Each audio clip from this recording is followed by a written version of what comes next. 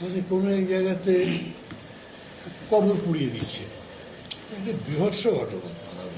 হ্যাঁ, মাদার ভাঙছে, তারপরে মানে মেয়েরা সি বিচে আছে, এইটা একটা মানে হামলার মতো হচ্ছে। সব কিছু মিলে একটা অ্যানার্কিক সিচুয়েশন দিকে যাচ্ছে, যেটা ইমিডিয়েটলি স্টপ করার জন্য গভর্নমেন্টের একটা পথ দেওয়া উচিত।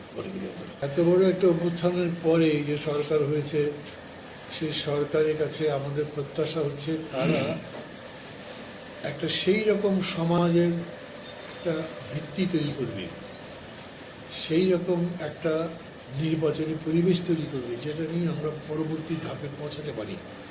লক্ষ্য তো হচ্ছে এখন শিক্ষার্থীরা বলছে নতুন বাংলাদেশ, আমরা একভাবে বলি, কিন্তু মূলত একটা গণতান্ত্রিক দেশ করতে হবে আমাদের।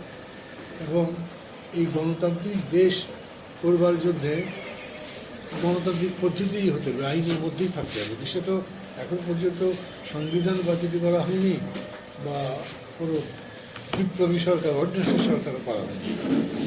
সেই অর্থে এগুলো খুবই নিন্দনীয়, এগুলোকে আমরা সবসময় নিন্দা করেছি। আর আমি এটা অ্যাপিল করবো গভর্নমেন্টের কাছে, যে তারা একটা যদি স্টেটমেন্ট দিল না, মব জাস্টিস কাম্য নয়, তাই করবে না তারা। এরকম ঘটনা যখন ঘটছে, ইন্ডিভিজুয়াল কেসেস ধরে ধরে এগুলোর ব্যাপারে যাতে ব্যবস্থা নেয়। কিছু ব্যবস্থা না নিলে এগুলো তো বন্ধ হবে না। এটা তো দুটো ঘটনা বললেন আপনি, আরও বাইরে অনেক কিছু হচ্ছে যেগুলো কোনোভাবেই কাম্য নয়।